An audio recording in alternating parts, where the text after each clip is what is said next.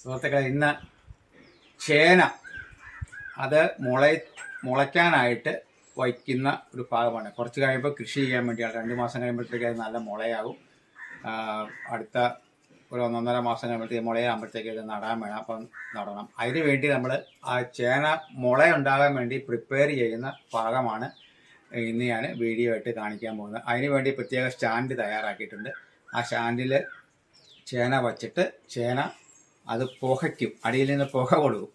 പുക കൊടുത്തു കഴിയുമ്പോഴത്തേക്കും അതിനകത്തെ കീടങ്ങളും കാര്യങ്ങളെല്ലാം പോയി അത് മാറി നല്ല മുളകളുണ്ടായി വരും.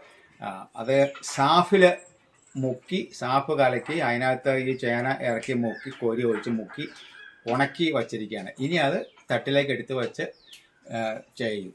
അപ്പോൾ പുക കൊടുത്തു കഴിയുമ്പോൾ മുള വരും. ആ ഭാഗമാണ് ഇപ്പോൾ ഞാൻ ഉള്ള കാണിക്കുക. അതിന് വേണ്ടി ഒരുക്കിയിരിക്കുന്ന തട്ടാണ് കാണിക്കണം. ഇത് നിറയിൽ നിന്ന് ഒരു 4 അടി ഉയരത്തിൽ ഒരു തട്ടുണ്ടാക്കിയേക്കാണ്. അത് ഉണ്ട്, പലക നമുക്ക് എടുത്ത് മാറ്റാവുന്ന ഈസി ആയിട്ട് ചെയ്യാവുന്ന കാര്യമാണ്. ഇനി അതിനെ മാത്രമാണ് നമ്മൾ ചേനകൾ മരുന്നിൽ മുക്കി, സാഫിൽ മുക്കി ഉണക്കി വെച്ചിരിക്കുന്ന ചേന എടുത്ത് കമത്തി ഇങ്ങനെ വയ്ക്കും. വച്ച് കഴിഞ്ഞാൽ അടിയിൽ നിന്ന് അതിന് നമ്മളെ കരിയിൽ ചകിരിയും ഇതൊക്കെ ഇട്ട് പുക കൊടുക്കും. പുക കൊടുത്തു കഴിയുമ്പോൾ അതിന് മുള വരും. മുള വന്നു കഴിയുമ്പോൾ കണ്ണിങ്ങനെ കുത്തിയിട്ടാണ് വച്ചത്. 4 മുളയായി കഴിയുമ്പോൾ അത് നമ്മൾ മുറിച്ച് ചേന നടുകയാണ് ചെയ്യുന്നത്. ഇതാണ് നമ്മൾ ചേന സാഫിൽ മുക്കി വച്ചിരുന്നത്. അപ്പം 25 ചേനയുണ്ട്. ഓരോ ചേന ആവറേജ് ഇതൊക്കെ ഒരു 7 കിലോ 7.5 കിലോ വീതമുണ്ട്. ഇതൊരു 4 കിലോ കാണും. ഇതുണ്ടോ മുള വരുന്നത് കണ്ടോ? നമ്മളിത് കണ്ണ് കുത്തി വെച്ചിട്ടാണ് കണ്ടോ മുള. ഇപ്പം 3ആയിട്ട് മുറിക്കാം. അതാണ് 1 കിലോ എങ്കിലും വേണം ഒരു ചേന. 1, 2, 3 മുള. ഇങ്ങനെ എല്ലാ ചേനയിലും ചെറിയ മുള ഇപ്പോൾ വന്നിട്ടുണ്ട്. കാരണം ഇതിപ്പോൾ ഒരാഴ്ച കൂടുതലായിട്ടുണ്ട് ഇത് മുക്കി വച്ചിട്ട്. അതുകൊണ്ടാണ് ഇപ്പോൾ വന്നത്. ഇനി നമ്മളിത് ആ തട്ടയിൽ കൊണ്ടുവന്ന് വെച്ചിട്ട് പുക അടിപ്പിക്കും. മുളകൾ വരുന്നത് കണ്ട്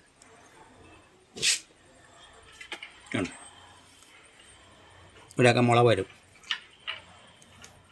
എല്ലാ ചേനയുടെ സെൻറ്ററിൽ ഒരു മുള ആദ്യമേ ഉണ്ടാകും. അത് നമ്മൾ പറിച്ച ഒരാഴ്ച കഴിയുമ്പോൾ തന്നെ ആ നടുക്കൊരു മുള ഉണ്ടാകും. അത് നമ്മൾ കുത്തിക്കളയണം.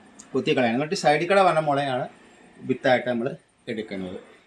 ഇനി നമുക്ക് പുകയത്ത് വയ്ക്കാനുള്ള സ്റ്റാൻഡിൽ കൊണ്ടുവന്നിട്ട് ഇങ്ങനെ കമത്തി വയ്ക്കണം.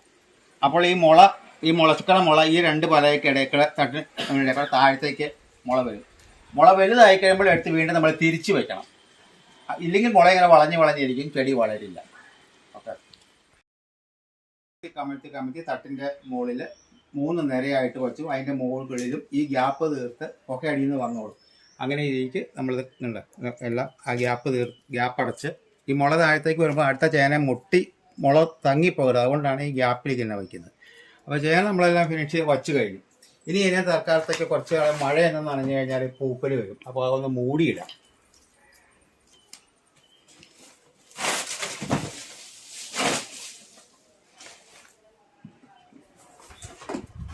എന്തെങ്കിലും ഒരു പ്ലാസ്റ്റിക്കോ എന്തെങ്കിലും സാധനം വെച്ച് ജസ്റ്റ് ഒന്ന് മൂടിയാൽ മതി, മഴ നനയാതിരിക്കാനായിട്ട്.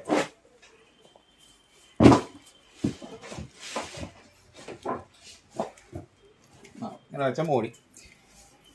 ഇനി ഇതിൻ്റെ അടിയിൽ ഇന്ന് ഇടുന്നില്ല, നാളെ നമ്മൾ ചകിരി ഒരു പാത്രത്തിൽ എന്തെങ്കിലും വെച്ചിട്ട് കരിയാക്കി വെച്ചിട്ട് പുകയിടും.